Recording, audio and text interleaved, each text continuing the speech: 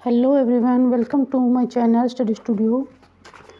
बेटा, कल हमने क्लास 8वीं का वसंत भाग 2 का थर्ड का ये देखिए वसंत भाग 3 का चैप्टर नंबर 1 पढ़ाया था। आज हम इसका 8वीं क्लास का चैप्टर नंबर 2 कंप्लीट करेंगे विद क्वेश्चन आंसर, और शॉर्ट क्वेश्चन आंसर भी और चैप्टर के एक्सप्लेनेशन भी, वर्ड मीनिंग भी सभी। तो आशा है सभी बच्चों ने अच्छे से इसके कंप्लीट फर्स्ट चैप्टर याद कर लिया होगा। इसके सेकंड चैप्टर में जैसे कि नाम से ही पता चल रहा है, बस की यात्रा, यानी कि कोई बस की यात्रा के बारे में वर्णन है इसमें।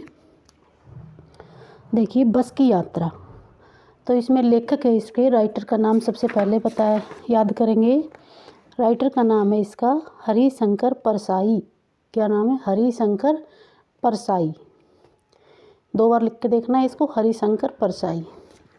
ठीक है। तो इसमें लेखक क्या है कि एक बस की यात्रा का वृत्तांत इसमें एक्सप्लेन करता है, वृत्तांत होता है उसके बारे में बताना कि बस में एक यात्रा करते हैं वो और उसके मित्र, और वहाँ बस कैसी थी, सब कुछ उसके बारे में बताया गया है इस चैप्टर में।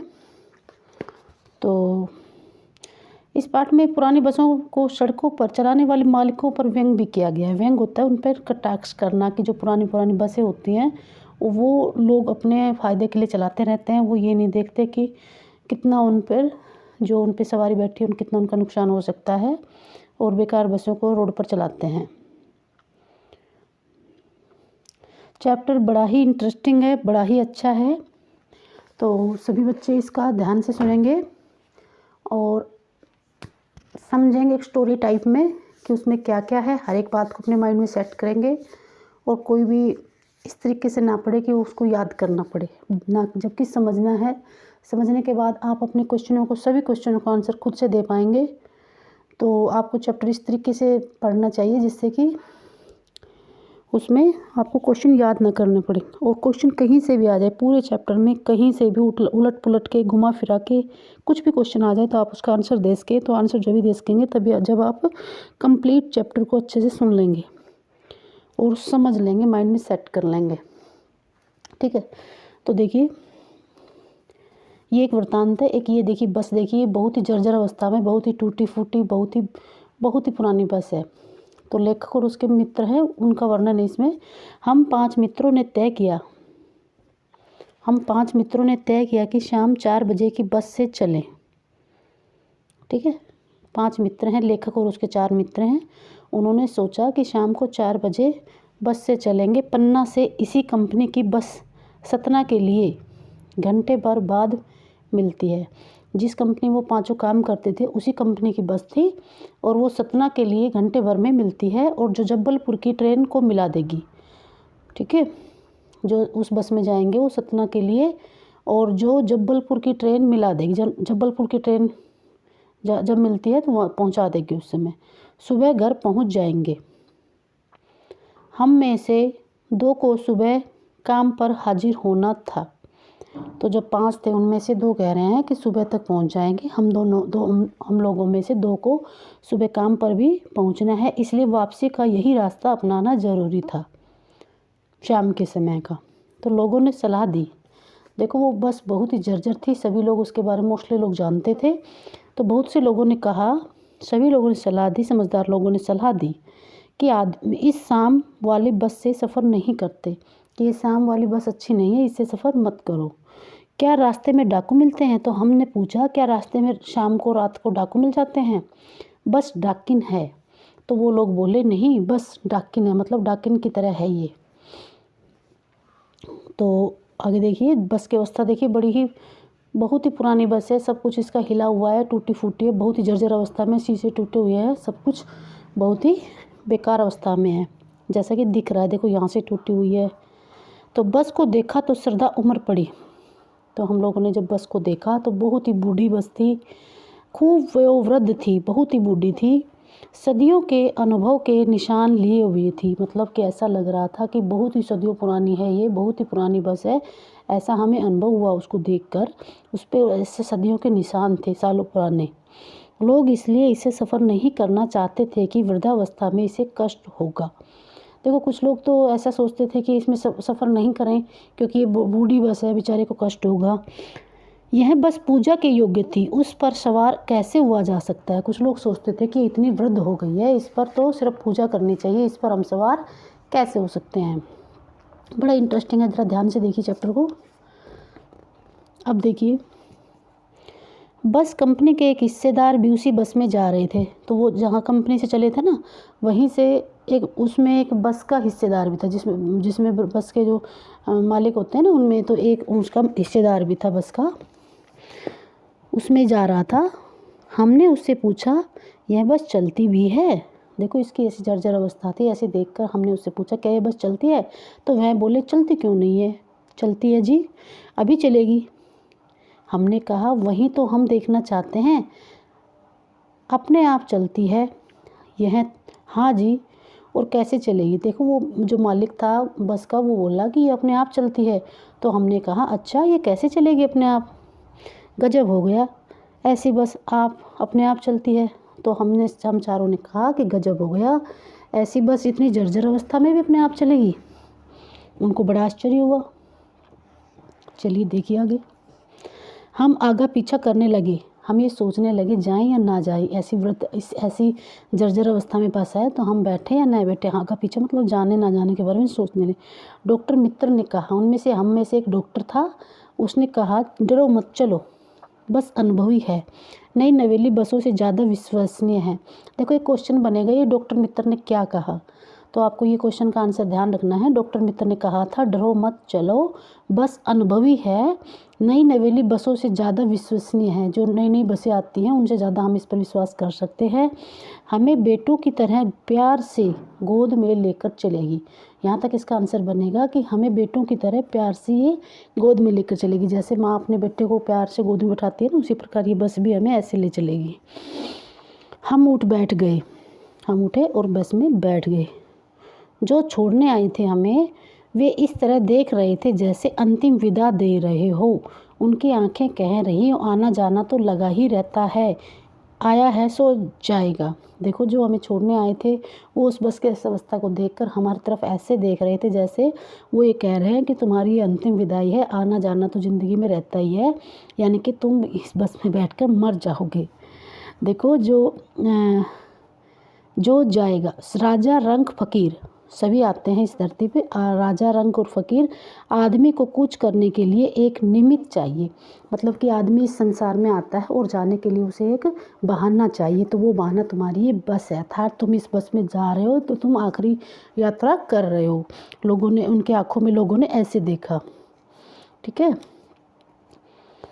तो उनकी आंखें ऐसा उनको, मतलब जो चारों पांचों जा रहे थे ना, उनको ऐसा लग रहा था कि लोग ऐसा सोच रहे हैं हम बस में बैठाते हुए।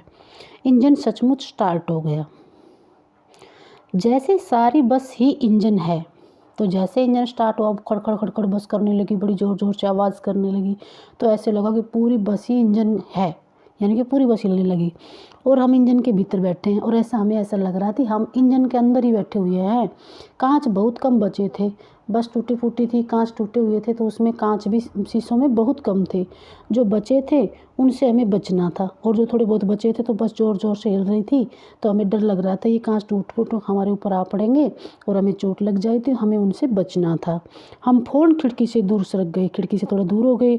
इंजन चल रहा था, हमें लग रहा था कि हमारी सीट के नीचे इंजन है। बस इतनी तेज़ आवाज़ कर रही थी जैसे पूरी हम जो बैठे हैं, हम इंजन के ऊपर ही बैठे हैं, हमारी सीट के नीचे इंजन लगा हुआ है। इतनी ज़ोर ज़ोर से आवाज़ कर रही थी बस सचमुच चल पड़ी। हमें लगा कि यह गांधी जी के असहयोग और सविनय अवज्ञा आंदोलन के वक्त अवश्य जवान रही होगी। तो देखो इसमें असहयोग आंदोलन और सविनय अवज्ञा आंदोलन गांधी जी के आंदोलन थे। तो उन्होंने सोचा कि उस समय ये जवान रही होगी, मतलब उस समय नई नई बनी होगी, वो बहुत पुराने हो गए ना, उसे ट्रेनिंग मिल चुकी थी। हर हिस्सा दूसरे से असहयोग कर रहा था। देखो ये बातें ये कर रहे हैं, ये ऐसा सोच रहे हैं कि असहयोग आंदोलन क्या होता है कि जिसमें सहयोग नहीं देते। ऐसा सहयोग मतलब सहयोग करना, असहयोग मतलब सहयोग नहीं करना। तो इस बस के कोई भी हिस्से एक दूसरे के सहयोग नहीं कर रहे हैं। बस के कोई भी पुर्जे एक दूसरे का सहयोग नहीं कर रहे हैं। सभी अलग अलग, कोई कहीं हिल रहा है, कोई कुछ हिल रहा है। तो इसमें कहा है कि ऐसा लग रहा है जैसे कि असहयोग आंदोलन जब हुआ था तो इसने ट्रेनिंग ले ली होगी बस ने कि किसी का भी सहयोग नहीं करना। समझ रहे हो ना। पूरी बस सविनय अवज्ञा आंदोलन के दौर से गुजर रही थी। सीट की बॉडी से असहयोग चल रहा था। सीट का बॉडी से तो कभी लगता था सीट बॉडी को छोड़कर आगे निकल गई, मतलब कोई भी एक दूसरे का सपोर्ट नहीं कर रहा था, सहयोग नहीं कर रहा था। कभी लगता था कि सीट को छोड़कर बॉडी आगे भागी जा रही है।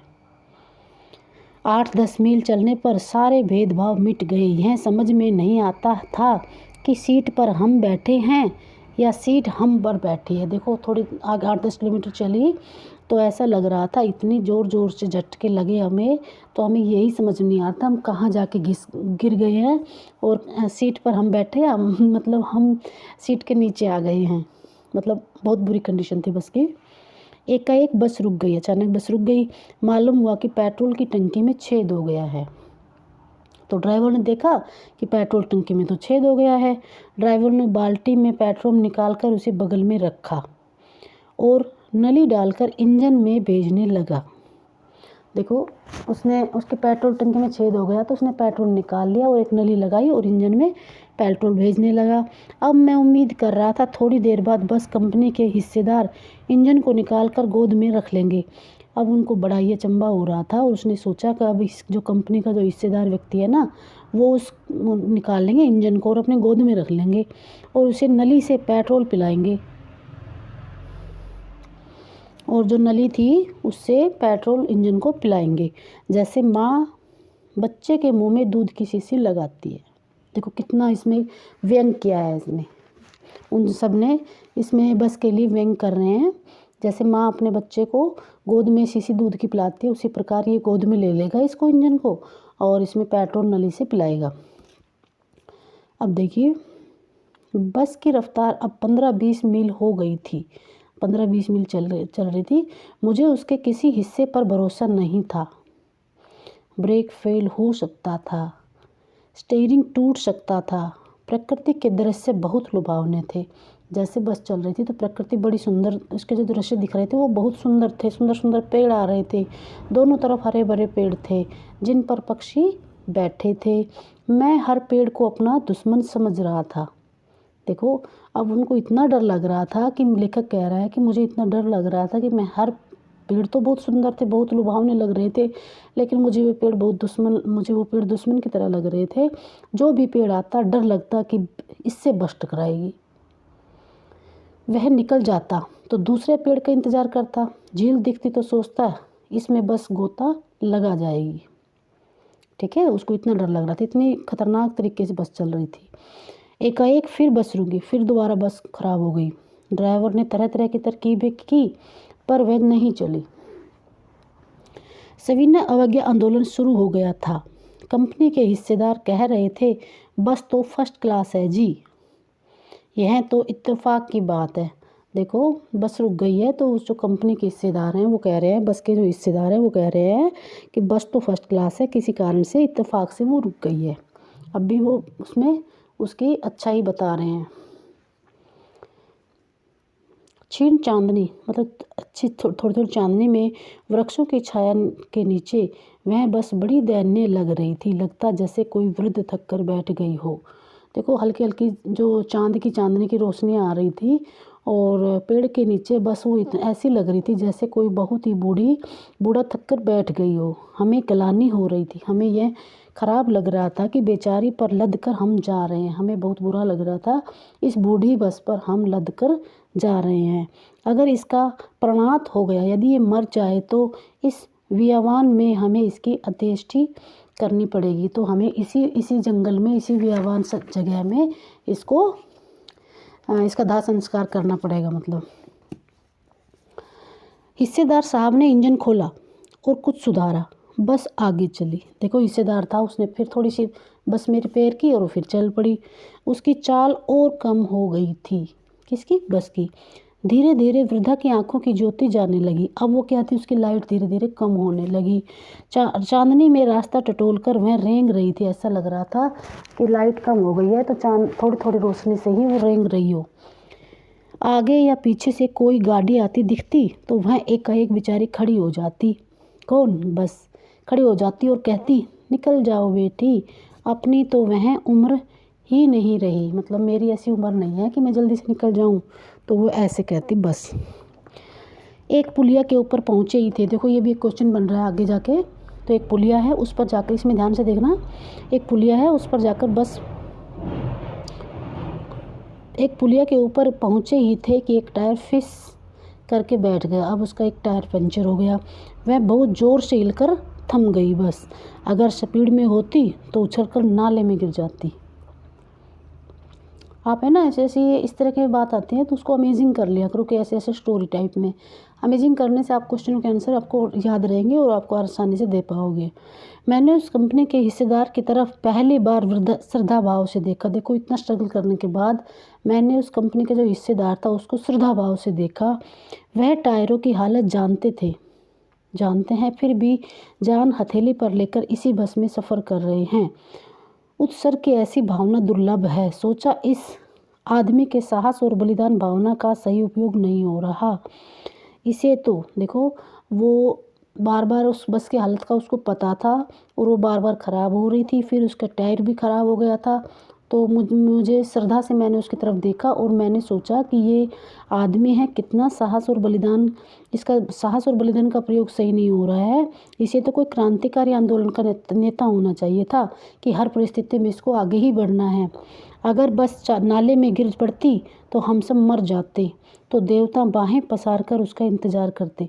मतलब हम अगर गिर जाती बस नाले में तो हम मर जाते और देवता हमारा इंतज़ार करते हुए कहते, वह महान आदमी आ रहा है। देखो वो कह रहे हैं कि वह महान आदमी आ रहा है जिसने एक टायर के लिए प्राण दे दिया, मर गया पर टायर नहीं बदला। ये शब्द वो जो उसका मालिक है ना उसके लिए कह रहे हैं कि देखो वो सभी, उसने टायर नहीं बदले, इतने जर्जर अवस्था में थे, मर गया लेकिन उसने टायर नहीं बदला। नेक्स्ट देखिए, दूसरा घिसा टायर लगाकर बस फिर चल पड़ी।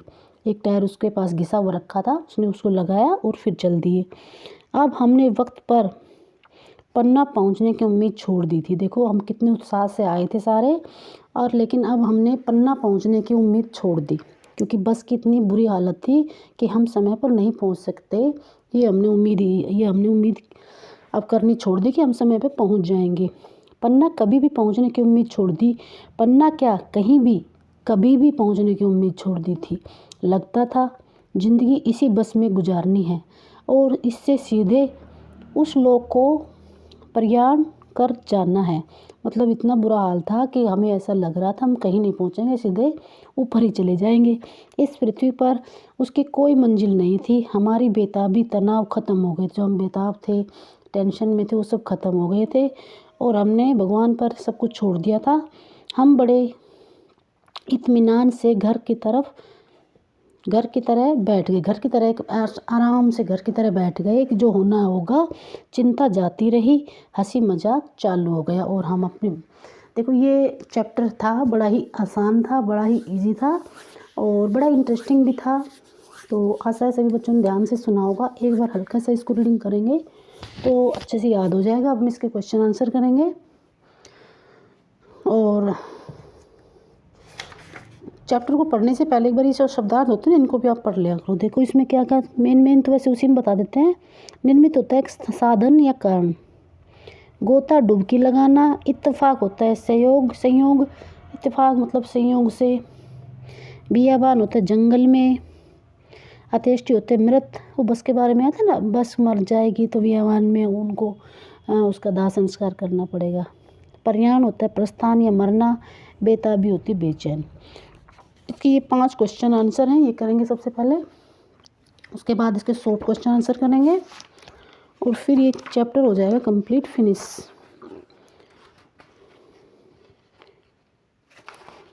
बहुत ही ईजी है। आपने अगर चैप्टर को अच्छे से समझ लिया होगा, आपको माइंड में सेट हो गया होगा, तो आपको कुछ भी याद करने की ज़रूरत ही नहीं पड़ेगी। देखिए क्वेश्चन नंबर 1 देखिए ज़रा ध्यान से और कोशिश करना आपको जो लाइनें आंसर में आए वही आपको भी माइंड में आए। देखो क्वेश्चन नंबर 1, मैंने उस कंपनी के हिस्सेदार की तरफ पहली बार श्रद्धा भाव से देखा। जब वो टायर पंचर हो गया था तो उसने श्रद्धा भाव से देखा। लेखक के मन में हिस्सेदार साहब के लिए श्रद्धा क्यों जग गई। देखो, जब उसका पुलिया के पास वो आया तो उसका टायर पंचर हो गया, तो उसको ऐसा लगा कि ये बेचारा कितना ज़्यादा मतलब साहसी है, कितना निडर है, अपने प्राणों तक की चिंता नहीं कर रहा। और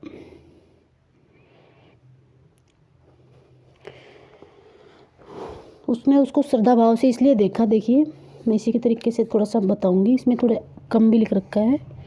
पुलिया के ऊपर बस का टायर पंचर हो जाता है, फलस्वरूप बस ज़ोर से हिलकर रुक जाती है। देखो, कुछ बच्चे ये सोचेंगे फलस्वरूप ही याद करने, नहीं।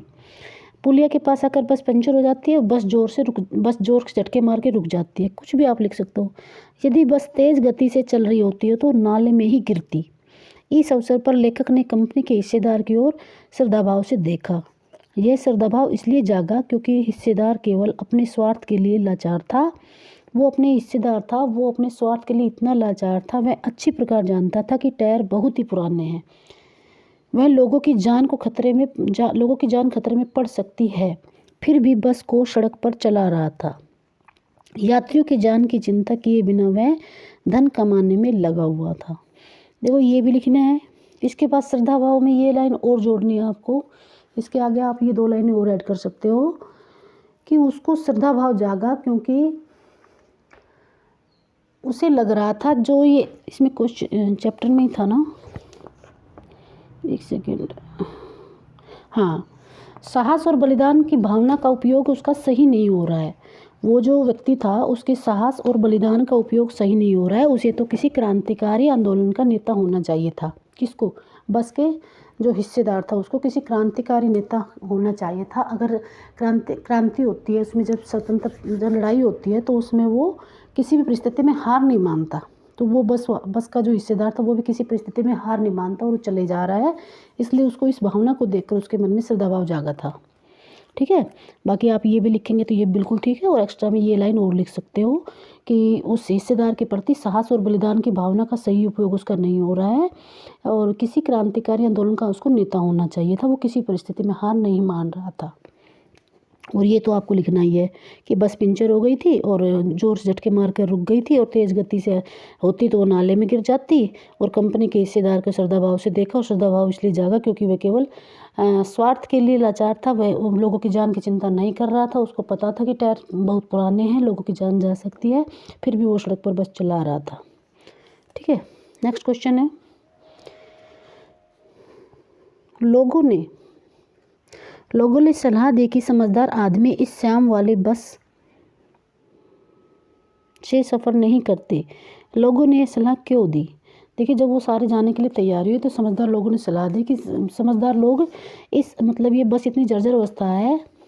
समझदार लोगों ने लेखक और उसके मित्रों को श्याम वाली बस से न जाने के लिए सलाह दी क्योंकि वह बस बहुत पुरानी है, उसकी दशा बहुत ख़राब है और यह बस रास्ते में कहीं भी रुक सकती है और कुछ भी दुर्घटना हो सकती है। कुछ भी ये बस अच्छी नहीं है, ये मतलब कंप्लीट रास्ते पर आपको नहीं ले जाएगी, कुछ भी परेशानी इसमें आ सकती है। जैसा आपको ध्यान है वो लाइनें लिख सकते हो, बड़ा ही आसान है इसमें भी।